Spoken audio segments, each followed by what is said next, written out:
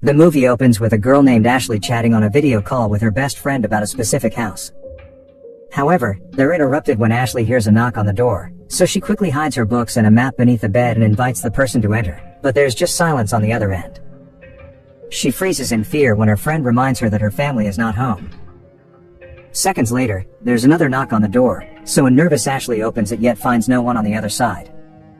The friend grows worried, but Ashley states it's probably her sibling messing with her. She then heads to the living room, but doesn't see anyone, unaware that a mysterious figure is lurking nearby. Ashley returns to her room and tells her friend that there was no one. But then, when she shuts the door,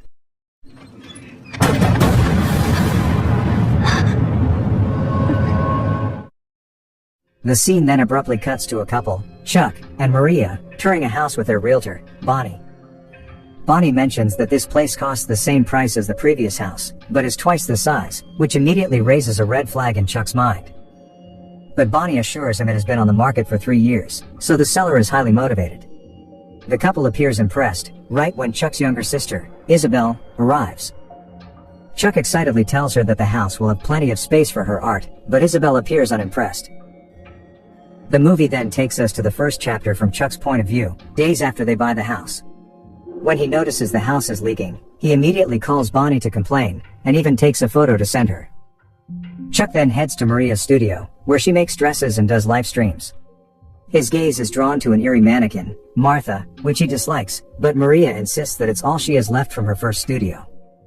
Here we catch a glimpse of Martha, who has turned her head.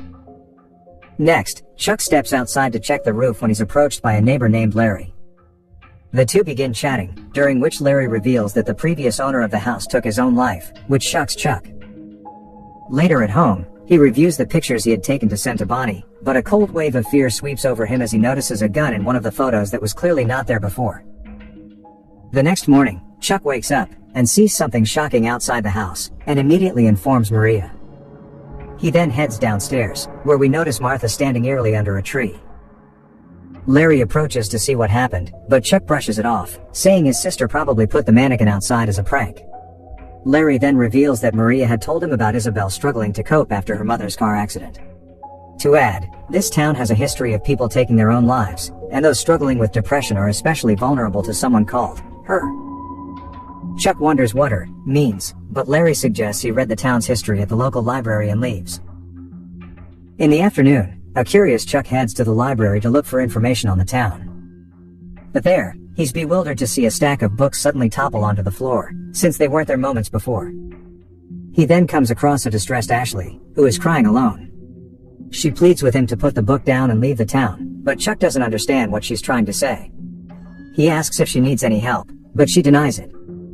As Chuck leaves the library, he notices a poster for a community called Friends of Gardening, which piques his interest. The next evening, Chuck arrives at the Friends of Gardening meeting, where he meets Larry and a few other townspeople. However, it quickly becomes apparent that the meeting is not about gardening, but something else. We then learn that Ashley took her own life last night, and the group fears that more disasters are about to come. They discuss how everyone in town has lost their loved ones to someone called her, and warn that even if they flee the town, she will never leave them. Upon hearing all this, a confused Chuck asks who they are talking about, and why they keep saying her. A man reveals that they are speaking of Helen Foster, a woman who has been inflicting terror in the town for decades. That is why this meeting is held in secret, and people avoid saying her name for fear of being hurt. Here, the group explains that the only way to stop her is to find 825 Forest Road, where Helen lived in the 1940s, and where she took her own life. But no one can locate the place anymore, as it has been erased from all public maps. Amid the discussion, Larry notices someone's presence on the stairs. When he approaches, he glimpses Helen's ghost drifting eerily across the hallway. Panic grips him, so he signals the others, at which point the group abruptly ends the meeting, and rushes out. As they leave, Chuck notices a chilling figure sitting alone in the church.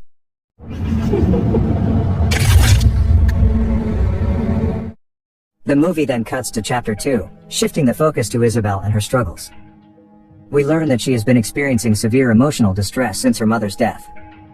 Furthermore, since moving into the house, her nights have been plagued by disturbing dreams about her late mother, which leave her shaken every time.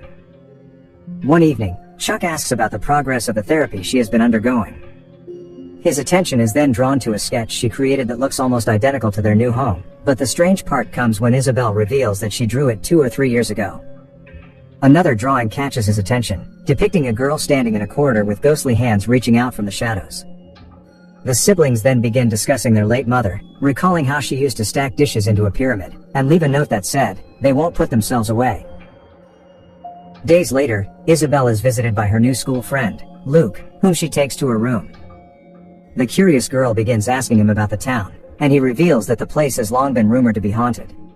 He tells her that years ago, a man hanged himself in the library with a stack of books, and that the same damn stack still appears on its own, as witnessed by countless people. Luke further reveals that it all traces back to Helen Foster, a woman who lived here half a century ago. Her daughter was relentlessly bullied at school, so Helen flooded the school, the bully's family, and even the town council with desperate letters, but no one listened. One day, her daughter took her own life, after which Helen spiraled out of control. Consumed by grief and fury, she murdered the bully and their parents, before shooting herself with a shotgun. Rumor has it that she used to live at 825 Forest Road, but that address no longer appears on any current map, and the town's old maps have been sealed under court order since the 1950s. Here a stunned Isabel realizes that the town is far more dangerous than it seems. In the next scene, Isabel and Maria go to an art gallery, where the two women begin to bond. Maria reveals that she has bipolar disorder, and takes medication, which mostly keeps her stable. She explains that, even though Chuck doesn't understand these kinds of things, she understands what Isabel is going through. This touches Isabel, but moments later, they hear a girl screaming in the distance. An urgent announcement is then made that the gallery is to be immediately closed. Isabel glances at a drawing and is shocked to see a figure of a woman appearing in it, which wasn't there before. That night, Isabel is sleeping peacefully when her closet light suddenly turns on by itself, jolting her awake. And so, she turns off the light. But then,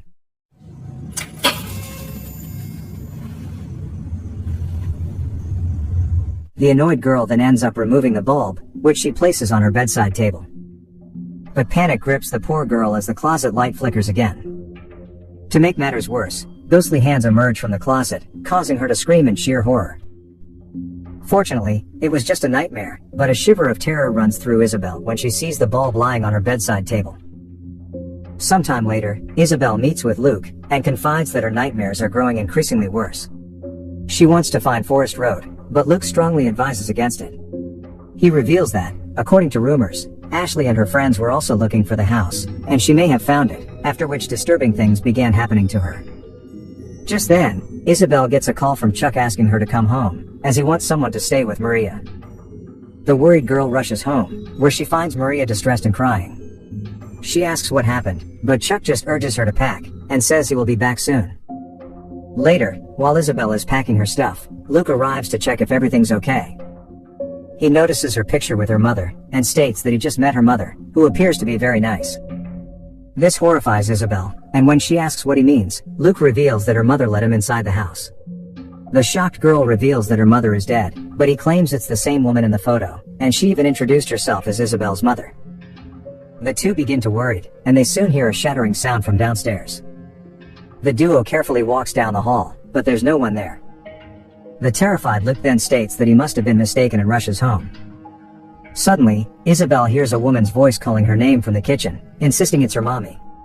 This fills the poor girl with emotion, and she follows the sound, even though Maria appears and pleads with her not to go there. The voice says, "These dishes won't put themselves away," and Isabel notices broken dishes scattered across the kitchen floor.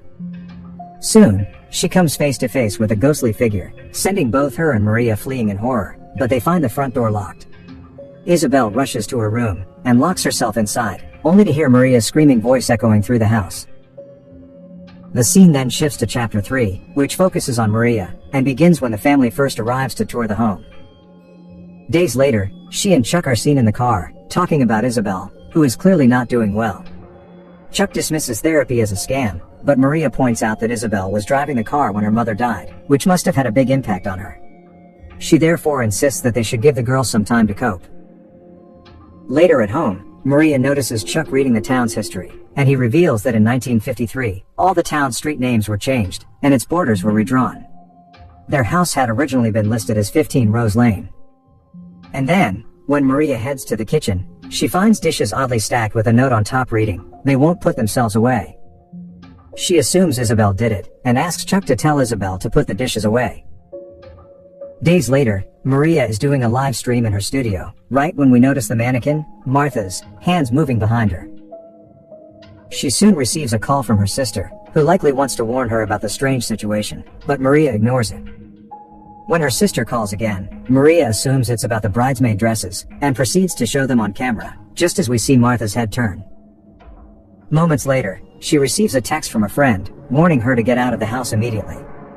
Maria doesn't think much of it, but this is when she realizes that the mannequin is gone, right before a loud crash is heard in the distance, so Maria carefully steps outside. To her horror, she notices Martha standing inside another room. And then all of a sudden,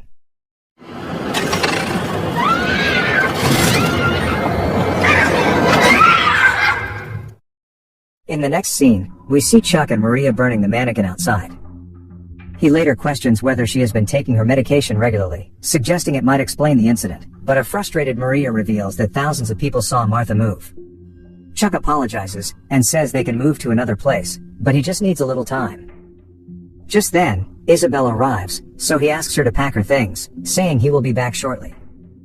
After Isabel heads upstairs, Maria heads to the kitchen, where she notices the dishes stacked again with a note that says, "Hello Maria." This confuses the woman, but she simply walks away, right when she hears the sound of dishes shattering. Shortly after, a ghostly voice calls Isabel, and urges her to come to her mom. The scene then cuts to Isabel and Maria rushing upstairs, and locking themselves in their respective rooms. But Maria's door swings open by itself. Seconds later, the ghost appears, causing her to let out a blood-curdling scream. Isabel hears the scream, just as Maria arrives at her room, and the two women cling to each other in fear. But Isabel suddenly asks what happened to Maria's face, and we notice that Maria's nose is bleeding. The scene then cuts to chapter 4, titled Forest Road, where we see Maria lying sick in bed with Chuck sitting beside her. He soon hears the doorbell ring, and leaves. Downstairs, it turns out to be Luke, who has arrived with an important discovery. He shows Isabel and Chuck how Ashley had found the house. Even though all of the old maps had been removed, the town council had forgotten to update one critical thing: the city's power grid map. They are now able to pinpoint the exact location of 825 Forest Road by following the old power lines. Chuck and Isabel decide to head there, but just then, the doorbell rings again. It turns out to be Bonnie with a cameraman, who wants to record a testimonial for her promotion. Chuck says it's not a good time since his wife isn't feeling well. Surprisingly, Maria comes downstairs looking completely fine, and says she can do it. However, Isabel senses something is wrong, and asks Luke to stay with Maria until they return, which he agrees to. After the siblings head for Forest Road, Maria gets ready for the camera, but she keeps glancing at Luke with an angry expression. Bonnie asks for her introduction, but Maria only gives her first name, even when the realtor prompts her for her full name. Confused, Bonnie asks how they found her real estate company, but Maria shockingly begins talking about her daughter, saying she used to come home from school in tears. The realtor tries to steer the conversation back to the subject, but Maria continues to describe how, after the crying, she discovered blood in her daughter's bathroom sink. On the other hand, Chuck and Isabel finally arrive at the house, which is tucked deep within the forest. They break inside, and search for anything that can confirm this is Helen's house, after which Chuck plans to burn the whole place down. In the interview, Maria, who is clearly possessed by Helen Foster, begins recounting how she sent countless letters to the bully's family, the Clarks, detailing all the abuse her daughter endured.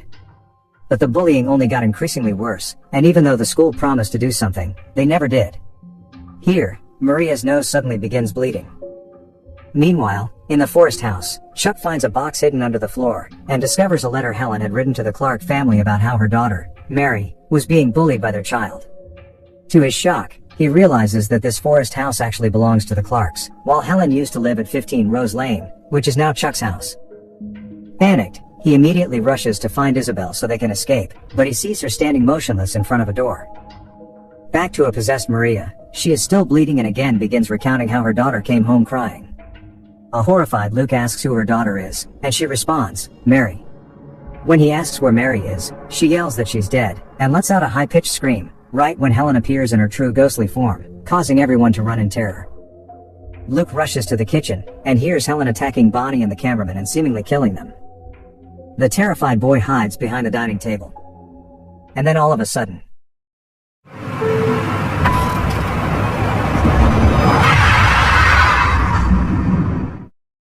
in the forest house, Isabel apologizes, saying she had already seen this before.